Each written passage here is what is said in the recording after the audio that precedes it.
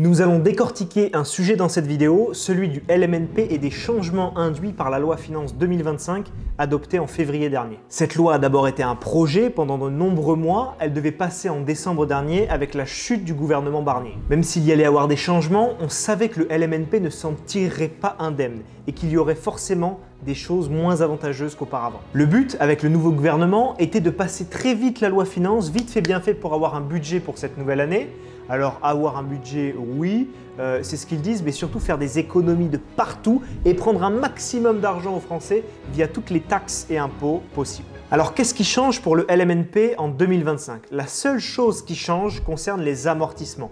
Les amortissements seront réintégrés dans le calcul de la plus-value à la revente de vos biens. Et depuis, j'ai vu passer beaucoup de choses. Est-ce que c'est la fin du LMNP? Est-ce que c'est la fin de la location meublée? Est-ce qu'il faut tout passer en société type SCI? Je vais vous répondre dans cette vidéo. Pour ceux qui ne savent pas ce que c'est les amortissements, petit point technique. En matière comptable, on considère que votre bien immobilier se dévalue avec le temps.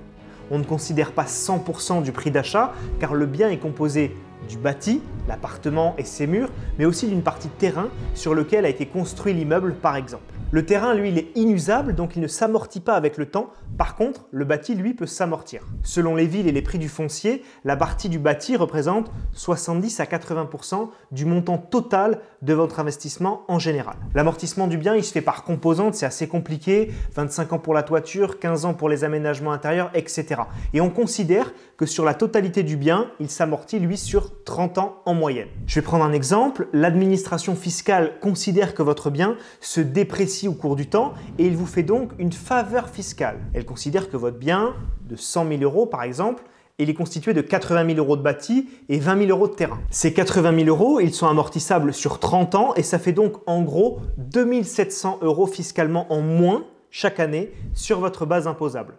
C'est très avantageux pour être à zéro fiscalement au réel par exemple et ne pas payer d'impôts sur ses loyers encaissés. Et finalement, votre bien dans 30 ans, il ne vaut pas zéro, il peut même prendre de la valeur avec le temps. Donc c'est vraiment une superbe faveur fiscale pour vous car techniquement, vous ne perdez pas ces 2 700 euros chaque année, c'est de l'amortissement fiscal. Et c'est là que le changement de ce début d'année intervient. Avant, on avait ce cadeau fiscal et en plus, si on revendait notre bien quelques années plus tard, par exemple, mon exemple avec un bien 100 000 euros, on le revend dans quelques années 150 000 euros, on doit payer de l'impôt sur la plus-value, on le paye que sur la partie 50 000 euros, 150 moins 100 000. Mais maintenant, si on a notre bien depuis 15 ans par exemple et qu'on l'a acheté 100 000, qu'on le revend 150 000 mais qu'on a amorti 50 000, on ne paye pas de la plus-value sur 50 mais sur 100 000 euros. Donc là, les chiffres sont plus du tout les mêmes. On réintègre donc les amortissements dans le calcul de la plus-value.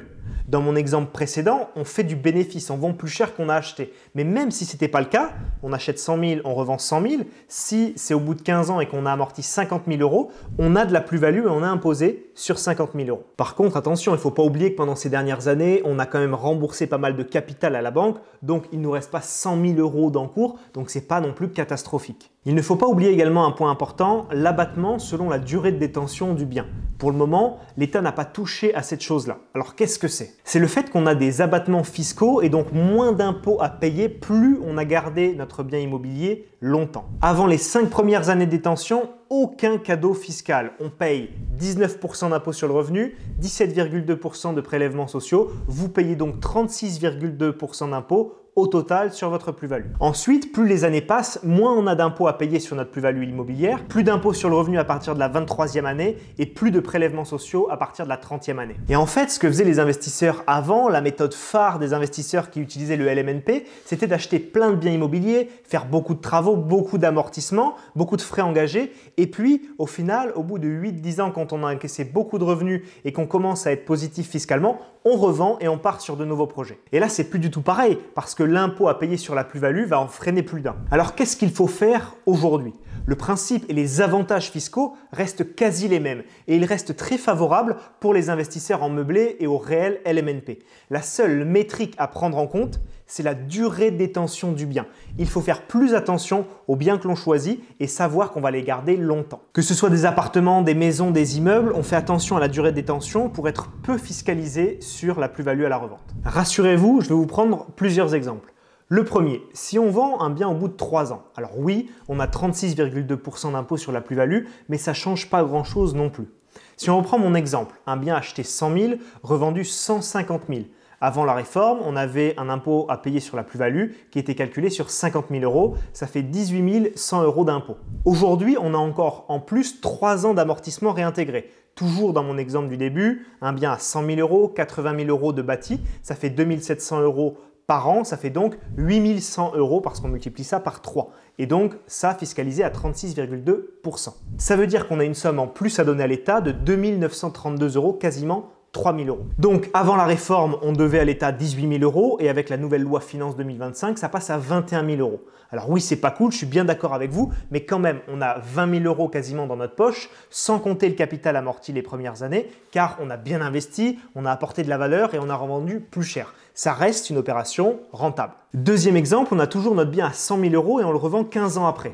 On a donc amorti la moitié de son prix hors terrain, c'est-à-dire 40 000 euros environ, 2 700 euros par an pendant 15 ans. On fait aussi 50 000 euros de plus-value, on le revend 150 000. Et là, on n'est pas imposé sur 50 000, mais sur 50 000 plus 40 000, donc 90 000 euros. Le pourcentage d'impôt, il est plus de 36,2% car il y a eu des abattements avec la durée de détention. On est arrivé à 21,96% d'impôt. 21,96% sur 90 000 euros, ça veut dire qu'on doit à l'État 20 000 euros d'impôt.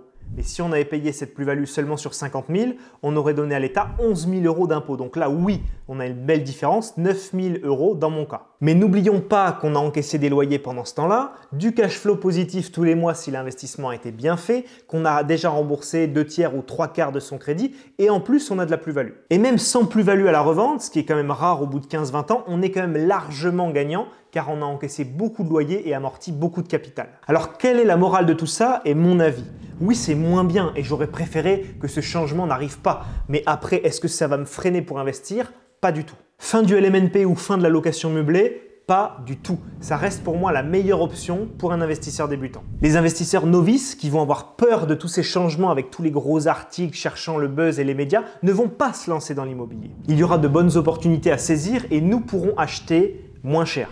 Avec toutes les vidéos qui sont présentes sur cette chaîne YouTube, vous saurez investir dans des biens moins chers que le marché, négocier, apporter de la valeur, louer plus cher que le marché. Et tout ça, ça vous permettra de ne pas être inquiété par cette nouvelle mesure et d'investir en tout temps dans l'immobilier rentable. Et si je recommençais tout aujourd'hui?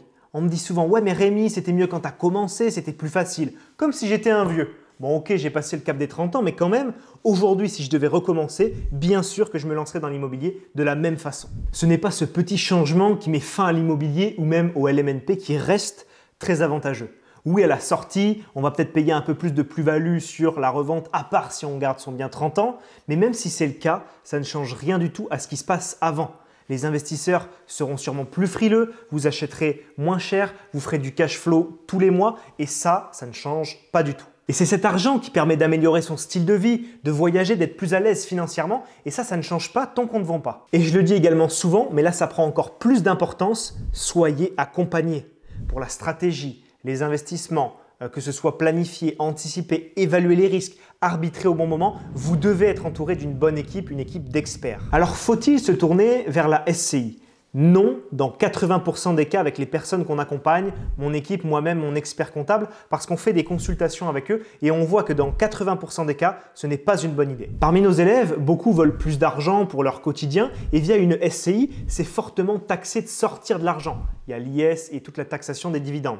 En ajoutant les coûts d'exploitation, les complexités juridiques, souvent, ce n'est pas intéressant pour démarrer de commencer par une SCI. La location meublée et le LMNP restent très avantageux. Nous allons vous accompagner dans ces changements avec mon équipe et nous le faisons déjà avec nos membres. Alors si vous voulez nous rejoindre et rejoindre l'aventure IMO Academy, n'hésitez pas à candidater, vous aurez un lien en description. Sur ce, on se voit dans une prochaine vidéo. C'était Rémi, à très vite.